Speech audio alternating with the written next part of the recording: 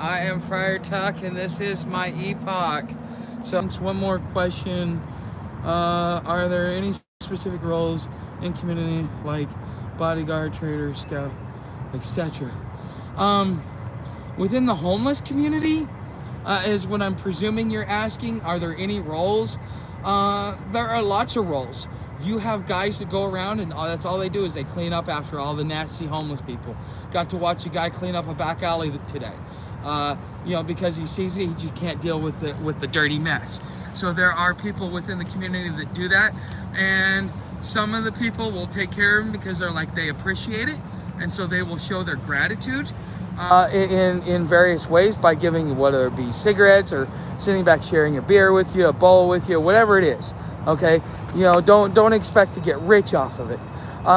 Now, if you're wanting something that you could do within the community and stay and make a decent amount of money, especially if you don't have a drug habit, one of those things would be scavenging.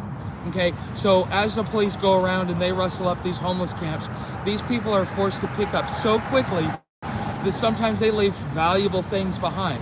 And the thing is within the homeless community, you can trade it.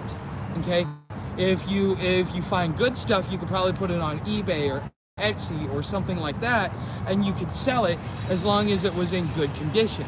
Okay, so you would have that opportunity, but that's what scavengers do. That's what Puckett was. Puckett was a scavenger.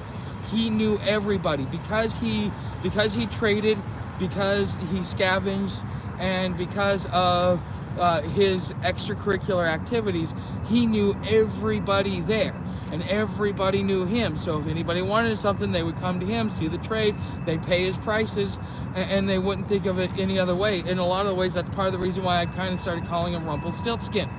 Okay, so as far as roles in the community, there are roles. There are those that, and some I say them as scavenging. Yeah, depends. Okay, so dumpster diving, if you're going in there like you're looking for things that are sellable or tradable, or that you could take to a local pawn shop, yeah, that would be scavenging. But if you're doing, like in Oregon, I went out dumpster diving with a guy, be a form of scavenging. Yes, it would.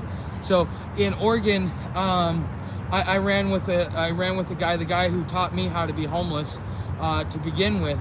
And I went out with his brother dumpster diving, and we went out getting cans so that they could afford a case of beer every night. And so that was his thing, is he would jump through dumpsters, and every once in a while he would find something cool. You don't find it very often. A lot of people like to throw away things that are new or that need minor repairs or were just user error, or they just don't want to return, so they just throw it away, and that becomes your treasure. Okay, but his main focus was looking for cans so that he could, which was scrapping. Okay, that would actually be part of scrapping as well. So I mean, all of them kind of have something very similar. You out here being homeless, you are the recyclers. You are the people that repurpose things. So for example, people look at me kind of weird. I bend over, I pick up a cigarette butt. No, I'm not smoking that cigarette butt. I'm recycling it, because what I'm doing is I'm taking that excess tobacco so that I don't have to go around and ask people for a cigarette. I take $2 for 100 pack of papers, and every time all these butts that these people throw away, anywhere from 3/4 of a cigarette down to a decent nub, I will pick up and I will break down and I will get the tobacco out of that. That is repurposed, that is recycled. It is a way for me to support my habit. Now, let's say you don't have a habit like that. You're not a smoker. You could still do stuff like that and make money, because you can sell those. You can sell those for 25 cents a piece.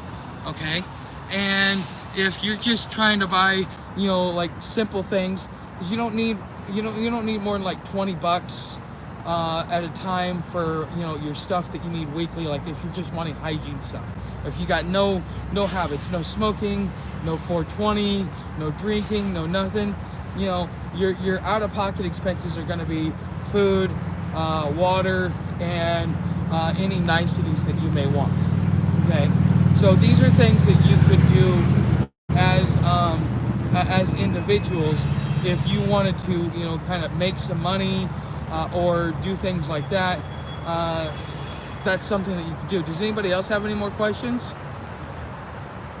So, and Alex, thank you for your question, and was it BF Blair? Thank you for helping me with the answer as well. So, all right, oh yeah, I just saw it come in, ham radio. All right, so thanks, man. I much appreciated. Okay, can you make a video about how to make such cigarettes? There is a video. If you go over to the Hobo Tutorials, I actually show how it's actually called snipe hunting. Okay, so if somebody says I'm going, okay, thanks, man, appreciate it. You know, I added, I talk about snipe hunting because that's essentially what it is. I show you where to get them, what they look like, so on and so forth. You will have to come over to Patreon. Now, you can get a 7-day free trial if you want me to make special videos and stuff like that. Some things I put over there, some things I put over here.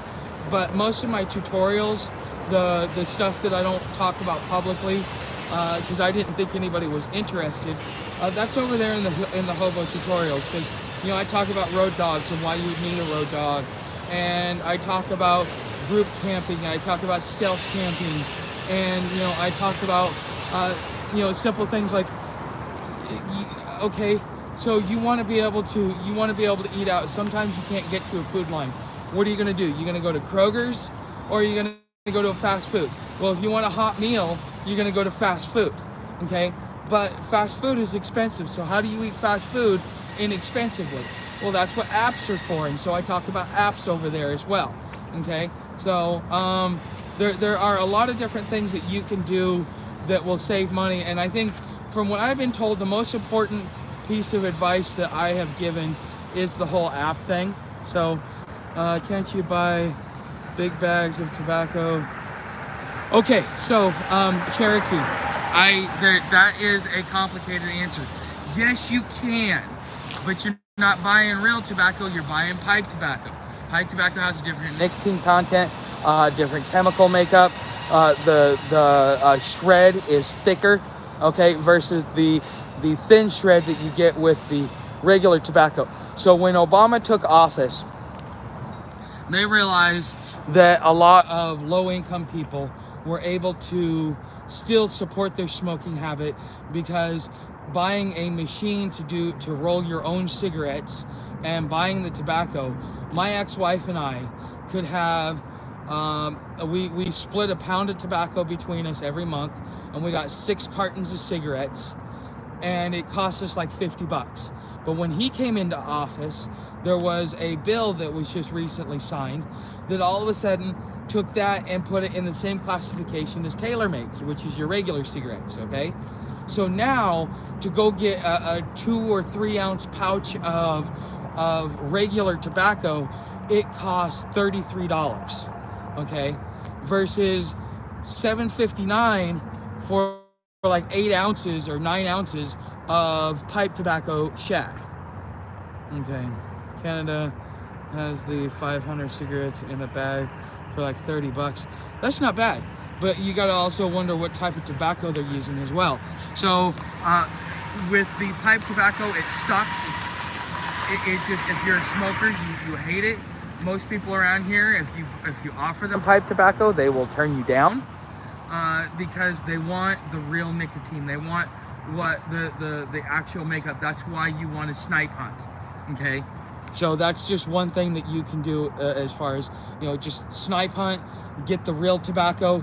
Plus, honestly, with the rehash, because just like with 420, there is a resin that builds up on it, so it takes the cigarette and makes it much stronger. So for somebody like me, it's the floor scraps, probably scraps.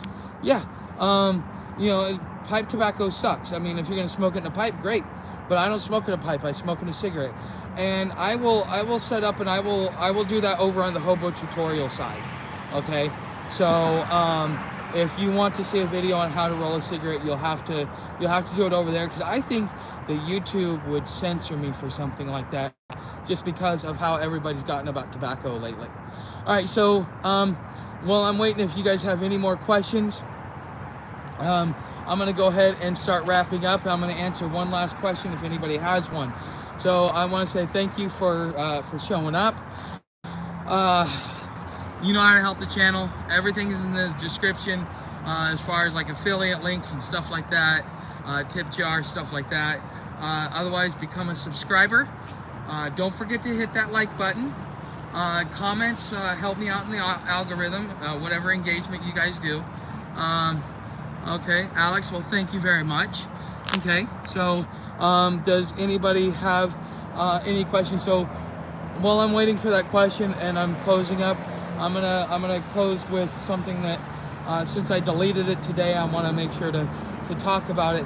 As far as stealth camping, when it comes to stealth camping, if you're trying to be safe, it's about your angles. You want to look at it as a defensive position, okay? And that's really what's important. Is you got to realize, points of interest. Plus, you want to make sure that you set up right at dusk.